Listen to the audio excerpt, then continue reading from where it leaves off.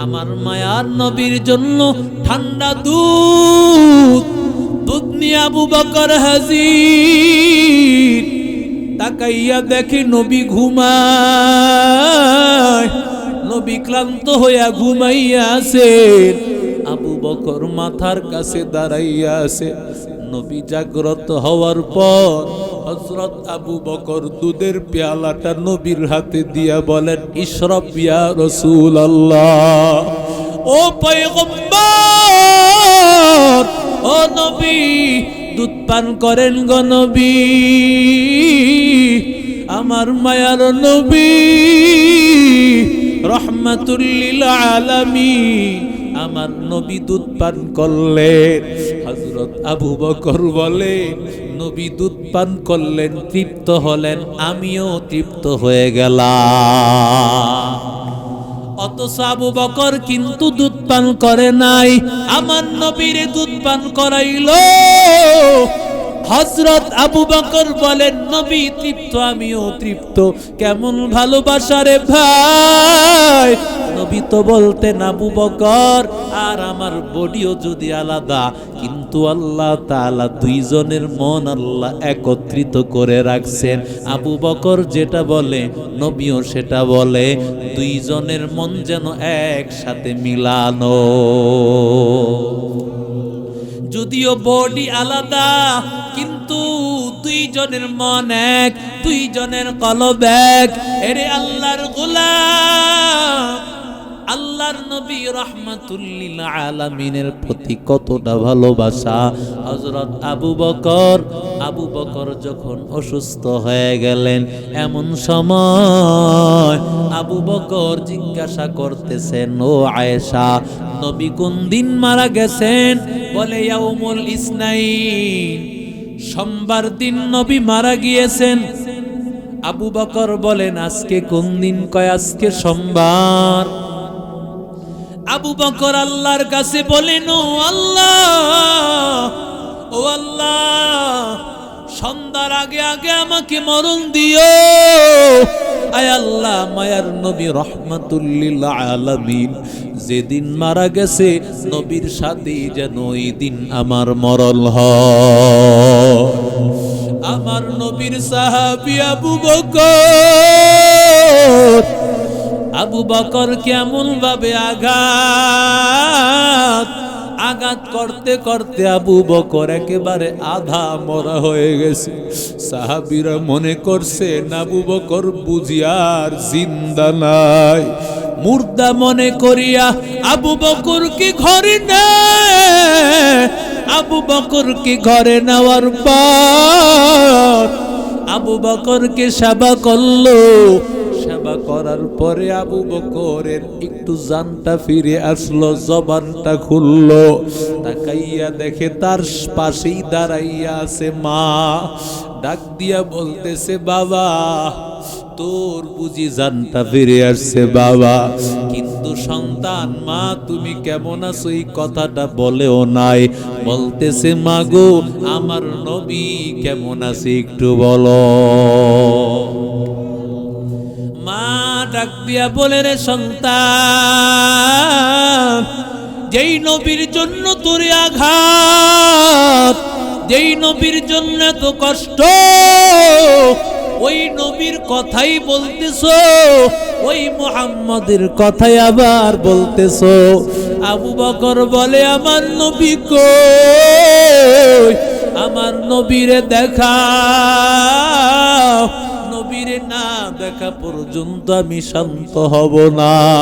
এরে নবীর আশিক উম্মতের দল, আমার নবীর প্রতি কত মায়া, কত ভালোবাসা, আমার মায়ার নবীর প্রতি কত ভালোবাসা। সাহাবীরা বলতেছেন, নবী সুস্থ আছেন, নবী ভালো আছেন। কয় না, নবীরে না দেখা পর্যন্ত আমার মুখের মধ্যে এক লোকমা খাবারও নিব না। আরো জোরে বলেন না। আমি একটা ঢোক পানিও পান করব না, এক লোকমা খাবারও আমি নিব না।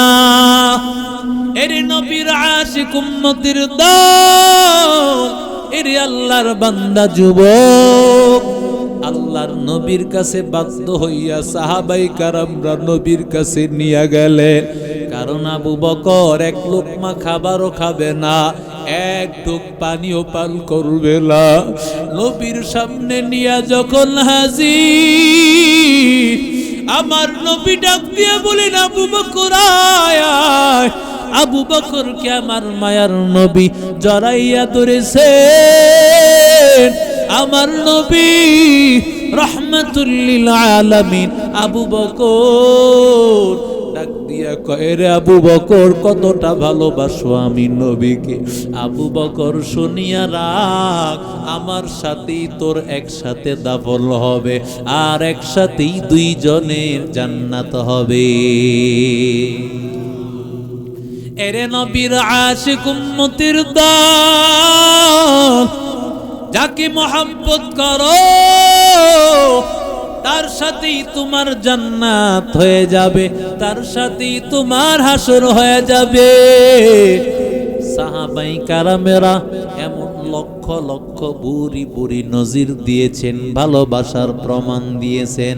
শুধু জানার মাল, তাদের সমস্ত সব কিছু যা আছে সব তারা আল্লাহর নবীর মহব্বতে দিয়েছে।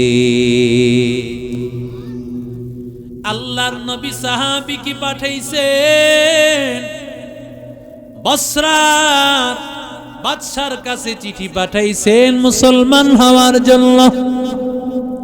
বসরার বাদশার কাছে চিঠি পাঠানোর পর বসরার বাদশাহ চিঠি পাইয়া ওই সাহাবীকে মেরে ফেলছে।